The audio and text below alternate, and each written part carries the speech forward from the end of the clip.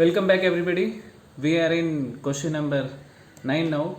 Question number 9 states that A minus B intersection C is equals to A minus B union A minus C.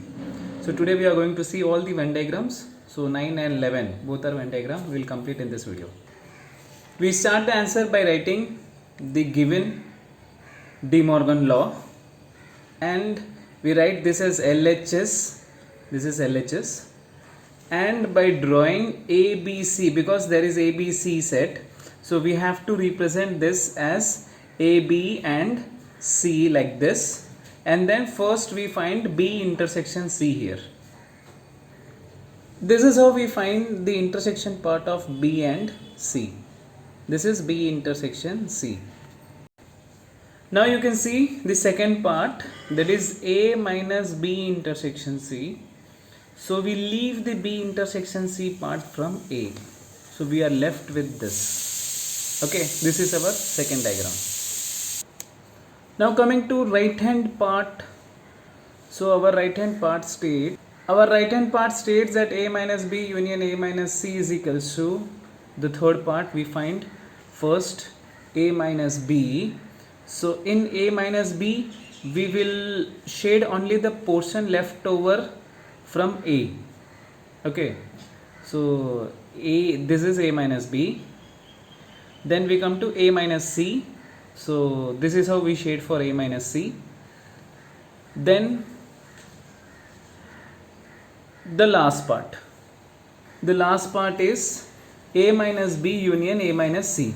So because you are taking union, so anything that is shaded here will be shaded here. And the common part of A intersection B, only A intersection B is also shaded, and the common part of A intersection C is also being shaded. So the center part is not shaded, so we just leave that. So we say that the second figure and the fifth figure are equal, hence therefore 2 is equals to 5, hence proved or verified. Okay. So this is the ninth problem.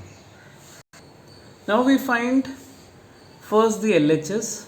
The LHS states A intersection B. So as we know, the common portion of A and B. This problem starts with the confusion that when should we use A and B together and when should we use A, B, C and C together. So whenever in a problem there is only two sets involved, we write like this: universal set A and B. Okay, and whenever there are three sets involved, we don't write A, B and C. We don't write universal in that. Okay, so here we write A, B and universal. So first step is A intersection B, and in this I am converting into A intersection B whole dash. So whole dash means whatever shaded here should not be shaded here. Okay, then now coming to right hand side. Now coming to the right hand side, as you can see, A dash. So except for A, we shade everything, and for B dash, except for B, we shade everything. Now A dash union B dash. In A dash union B dash, we shade only the outer part of intersection, because only the center part is not being shaded in both. So in union we don't shade this. So as you can see, 2 is equals to 5,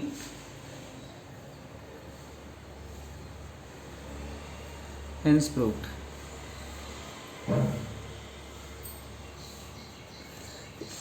Now this is the proof. So hereby we complete the